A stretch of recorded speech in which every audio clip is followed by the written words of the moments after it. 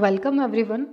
Online school में मैं showman Sharma आज आपको बताऊंगी कि शिक्षण सहायक सामग्री क्या होती है तथा इस सामग्री को यूज क्यों किया जाता है और इसको यूज करने का क्या क्या हमें फ़ायदे मिलते हैं और कौन कौन सी सामग्री होती है। इन सभी बातों की जानकारी हम इस वीडियो में लेंगे। तो स्टार्ट करते हैं शिक्षण सहायक सामग्री से। देखिए, शिक्षण सहायक सामग्री जो है, सबसे पहले हम इसके अर्थ पर चर्चा करते हैं। शिक्षण सहायक सामग्री, देखिए, वह सामग्री जो शिक्षण की प्रक्रिया या फिर मैं कहूँ अधिगम करने में सहायता प्रदान करती हो। शिक्षण प्रक्रिया को रोचक सरल बनाते हुए शिक्षण की जो प्रक्रिया है उसके लिए प्रोत्साहित करती हो, शिक्षण सहायक सामग्री कहलाती है। तात्पर्य यह है कि वह समस्त टूल्स, वह समस्त साधन जिनका प्रयोग करके हम अपना जो अध्ययन प्रक्रिया है, अपना जो शिक्षण करवाने की जो प्रक्रिया है उसको सरल बना सके, इजी बना सके, इजी वे में बच्चों को समझा सकें, उसमें अगर कोई भी सामग्री हमारी मदद करती है तो वह शिक्षण सहायक सामग्री है। एक अध्यापक के दृष्टिकोण से अगर मैं देखूं तो मैं विद्यालय में प्रवेश करती हूं, मैं कक्षा में प्रवेश करती हूं और मेरे द्वारा चौक का प्रयोग करके श्याम पट पर कुछ लिखा गया, चौक का प्रयोग करके बोर्ड पर कुछ लिखा गया, तो जो चौक मेरे हाथ में है या फिर मैं कहूँ जो ब्लैक बोर्ड मेरे सामने है जिस पर मैं कुछ लिख रही हूँ, ये समस्त टूल क्या कहलाते हैं? शिक्षण सहायक सामग्री कहलाते हैं। क्या कहलाते हैं? शिक्षण सहायक सामग्री कहलाते हैं। तो फिर रिपीट करते हैं, वह सामग्री जो शिक्षण की प्रक्रिया या फिर अधिगम करने में सहायता दे रही है या अधिगम की प्रक्रिया को सरल और रोचक बना रही है, अधिगम करने के लिए प्रोत्साहित कर रही है, वह सभी सामग्री शिक्षण सहायक सामग्री कहलाती है। शिक्षण सहायक सामग्री बहुत ही महत्वपूर्ण होती है। कहा जाता है कि जिस प्रकार एक सैनिक को युद्ध भूमि में जाने से पहले, अपने अस्त्र शस्त्र इन सब का ध्यान रखते हुए, इन सब का संग्रहण करके पूरी शक्ति के साथ में युद्ध भूमि में उपस्थित होना चाहिए, उसी प्रकार एक अध्यापक को विद्यालय में कक्षा में प्रवेश करने से पहले शिक्षण सहायक सामग्री को लेकर के उपस्थित होना चाहिए। तो एक सैनिक के जीवन में जो अस्त्र शस्त्र का महत्व है, वही महत्व हम देखते हैं कि एक अध्यापक के जीवन में शिक्षण सहायक सामग्री का है। अब हम देखते हैं शिक्षण सहायक सामग्री जो होती है बहुत ही महत्वपूर्ण है। शिक्षण सहायक सामग्री किस किस दृष्टि से महत्वपूर्ण है? देखिए, इसके द्वारा ज्ञानेंद्रियों का विकास होता है। 5 ज्ञानेंद्रियाँ होती हैं हमारी, तो ज्ञानेंद्रियों का विकास होता है शिक्षण सहायक सामग्री के द्वारा। नेक्स्ट हम देखते हैं शिक्षण सहायक सामग्री से वैज्ञानिक दृष्टिकोण विकसित होता है। बच्चे में वैज्ञानिक दृष्टिकोण विकसित होना, व्यवहार में किसी भी बालक के व्यवहार में अपेक्षित व्यवहारगत परिवर्तन शिक्षण सामग्री के प्रयोग से आते हैं। शिक्षण सामग्री से ध्यान व एकाग्रता बढ़ती है। समस्त पॉजिटिव थिंग्स जिन्हें हम कह सकते हैं कि जो हमारा टीचिंग या लर्निंग के लिए जो छोटी से छोटी बड़ी से बड़ी भूमिका निभाती है, वो शिक्षण सहायक सामग्री होती है। शिक्षण सहायक सामग्री जब ध्यान एकाग्र होकर के बच्चा पढ़ाई कर रहा है तो हम पाते हैं कि जो शिक्षण सहायक सामग्री के उपयोग से जो अध्ययन करवाया गया उससे जो प्राप्त ज्ञान है वह स्थायी होता है। शिक्षण सहायक सामग्री से स्थूल व प्रत्यक्ष महत्व वाला ज्ञान प्राप्त होता है। कैसा ज्ञान? जो स्थूल तथा प्रत्यक्ष महत्व वाला ज्ञान हो। शिक्षण सहायक सामग्री से अध्यापक की शिक्षण प्रक्रिया जो है वह सरल, रुचिकर तथा बोधपूर्ण बन जाती है। तो समस्त पॉजिटिव थिंग्स हम इसमें लेते हैं शिक्षण सहायक सामग्री में, उसके महत्व के बारे में, या फिर मैं कहूँ कि शिक्षण सहायक सामग्री की विशेषताओं के बारे में। शिक्षण सहायक सामग्री के प्रकार की हम बात करते हैं। देखिए, शिक्षण सहायक सामग्री, अभी हमने सबसे पहला महत्व इसका यही देखा कि यह सामग्री जो है इससे ज्ञानेंद्रियों का विकास होता है। ठीक है, तो अब भी हम ज्ञानेंद्रियों के अनुसार ही शिक्षण सहायक सामग्री के कुछ प्रकार यहाँ पर देखेंगे। तो देखिए, शिक्षण सहायक सामग्री मुख्य रूप से 3 प्रकार की होती है। कितने प्रकार की होती है? 3 प्रकार की होती है। सबसे पहले जिसमें हमारे जो श्रवणेंद्रिय हम जिसे कहते हैं, कानों का जिनका प्रयोग हो, सुनने की जो प्रक्रिया, सिर्फ सुनने की प्रक्रिया के माध्यम से जो सीखा जाए, वह सामग्री कहलाती है श्रव्य सामग्री। दूसरा हम देखते हैं ऐसी सामग्री जिसमें सिर्फ देख करके ही अध्ययन किया जाए, दृश्य सामग्री। तीसरे नंबर पर हम देखते हैं ऐसी सामग्री जिसमें श्रव्य तथा दृश्य दोनों ज्ञानेंद्रियों का प्रयोग होता हो, आँखों का तथा कानों का दोनों का प्रयोग होता हो, उसे हम कहते हैं कि दृश्य श्रव्य सामग्री। नेक्स्ट हम देखते हैं, देखिए 3 प्रकार हम देख रहे हैं यहाँ पे, जिनमें से श्रव्य, दृश्य तथा दृश्य श्रव्य तीनों प्रकार हम देख रहे हैं। अब सबसे पहले हमें यह कोई भी शिक्षण सहायक सामग्री को देखने से पहले, समझने से पहले हमें उस पर ये निश्चय करना है कि किस कैटेगरी में आने वाली शिक्षण सहायक सामग्री है। तो सबसे पहले हम लेते हैं श्रव्य सामग्री, सुन करके जिसमें किसी अधिगम का बोध हो रहा हो, जैसे कि सबसे पहले रेडियो। रेडियो से सब परिचित हैं, ठीक है।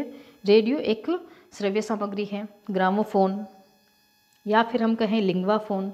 लिंग्वाफोन का प्रयोग विशेष रूप से लैंग्वेज सिखाने के लिए किया जाता है। इसमें प्रोनाउंसिएशन करके बताया जाता है और उसी के आधार पर बच्चे को सुन करके उसे रिपीट करके अपनी जो बोलने का तरीका है वह चेंज करना होता है। टेप रिकॉर्डर, इसमें आवाज़ पहले रिकॉर्ड कर ली जाती है और उसको बार बार सुन करके अपना अधिगम किया जाता है। सीतावाद्य, ये सभी सामग्री कैसी सामग्री है? ये सभी सामग्री श्रव्य सामग्री है। नेक्स्ट हम देखते हैं दृश्य सामग्री की बात करते हैं। तो देखिए दृश्य तथा श्रव्य दोनों सामग्री जिसमें हम अपने कानों और आँखों दोनों का प्रयोग करते हैं। जैसे कि टेलीविज़न, टेलीविज़न को हम शॉर्ट फॉर्म में कहते हैं टीवी। टीवी हर कोई बच्चे के घर में होता है।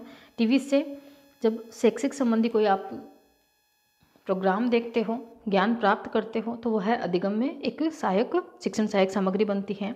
वैसे ही अनुदेशन सामग्री, चलचित्र, सिनेमा, नाटक का आयोजन करके या VCD, ये सभी जो सामग्रियां हैं यह सामग्रियां कहलाती हैं दृश्य श्रव्य सामग्री, जिसमें दोनों का प्रयोग किया जा रहा है।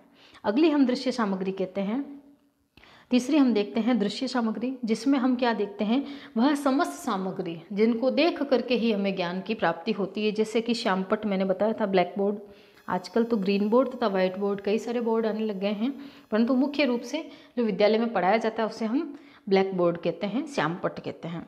या फिर एटलस के माध्यम से, या कोई चार्ट बना है, या सामने कोई मूक फिल्म स्क्रीन चलती हो, या हमने कोई ग्राफ या प्रोजेक्ट देखा हो, या कोई मॉडल का निर्माण करके हम लेके गए हों, या हमने ग्लोब के आधार पर एरिया दिखाया हो, ये सभी जो सामग्रियाँ हैं ये दृश्य सामग्री के अंतर्गत आ रही हैं। इसके आगे हम देखते हैं जैसे कि कोई चित्र हमने बनाया हो, या फिर हम देखते हैं कि रेखा चित्र, रेखा चित्र, बुलेटिन, सूचना पट। स्कूल में हम देखते हैं, विद्यालय में सूचना पट पर कोई सूचना लिखी होती है, चाहे वह अवकाश से संबंधित हो या फीस बढ़ने के से संबंधित हो, तो उससे भी देख करके सीखा जाता है, पढ़ करके बच्चा सीखता है अच्छा इस बारे में सूचना आई है। लपेट फलक हो, बीएड किए सभी ने, जिनमें हम देखते हैं बीएड के समय हम जब मूल्यांकन प्रश्न एक लपेट फलक पर लिख के लेके जाते थे।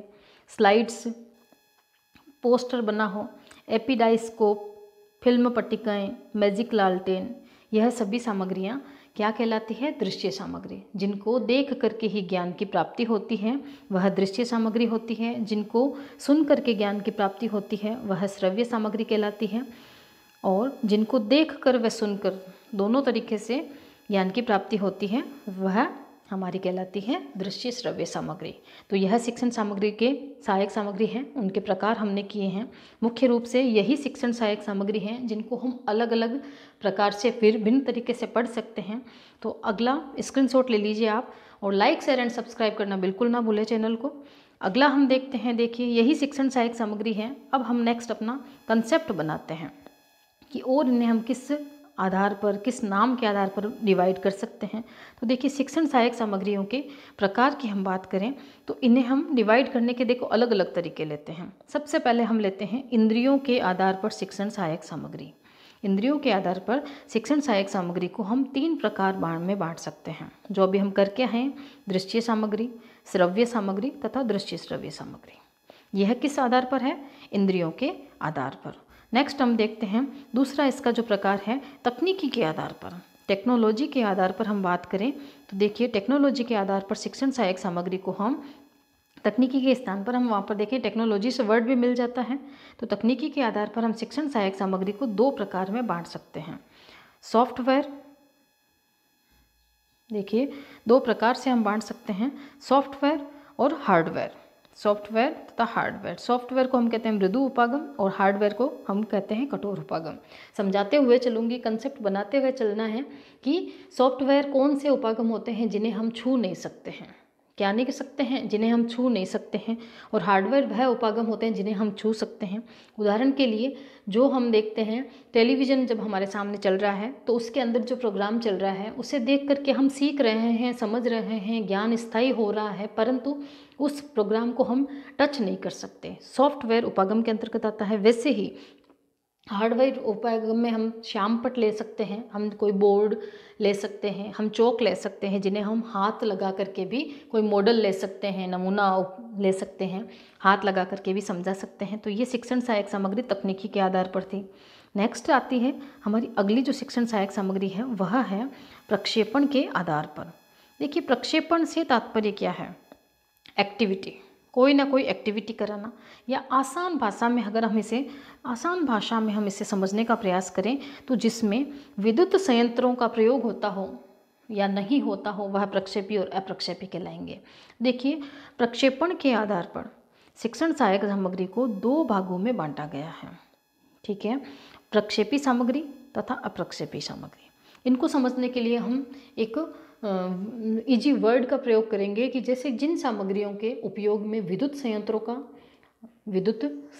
का को सहायक माना जाता है, कि हेल्प ली जाती है, तो वो सामग्री कहलाएगी प्रक्षेपी सामग्री। और अप्रक्षेपी सामग्री में विद्युत संयंत्रों का उपयोग लेना आवश्यक नहीं है। जैसे कि हम टेलीविज़न को ले सकते हैं, टेलीविज़न या फिर हम टैप रिकॉर्डर को ले सकते हैं।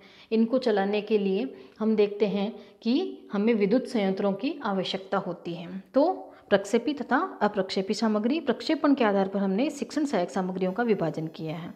अब आज का जो हमारा अंतिम जो विभाजन रहेगा वह NCERT के आधार पर रहेगा। देखिए NCERT शिक्षा से संबंधित हम देखते हैं अनुसंधान और रिसर्च का कार्य करती है, ट्रेनिंग्स का कार्य करती है, और इसके सामने हम थोड़ा सा एक कंसेप्ट बनाएंगे। जहाँ तक है मुझे यही आशा रहती है कि प्रश्न आने की संभावना जहाँ तक है श्रव्य दृश्य सामग्री या दृश्य सामग्री में से ही आने की संभावना होती है। फिर भी एक कंसेप्ट बनाने का प्रयास किया है कि देने वाला एग्जामिनर तो किसी भी प्रश्न दे सकता है। तो देखिए NCERT के आधार पर मैं सामग्री को विभाजित करती हूँ 6 पार्ट में। कितने पार्ट में? 6 पार्ट में। सबसे पहले आते हैं ग्राफिक्स सामग्री। कौन सी सामग्री? ग्राफिक्स सामग्री, जिसमें जैसे आगे चित्र बने हुए हैं, कोई कॉमिक्स या कार्टून बना हुआ है, वो ग्राफिक्स सामग्री कहलाता है। नेक्स्ट दूसरी जो सामग्री आती है वह प्रदर्शन सामग्री, जिसे हम कहते हैं डिस्प्ले सामग्री। इसमें आती है जैसे कि श्यामपट्ट है, बुलेटिन बोर्ड है, फ्लैनन बोर्ड है। तो कोई सा भी बोर्ड ले लो, चाहे ब्लैक बोर्ड हो, चाहे बुलेटिन बोर्ड हो, चाहे फ्लैनल बोर्ड हो, ये सभी क्या कहलाती है?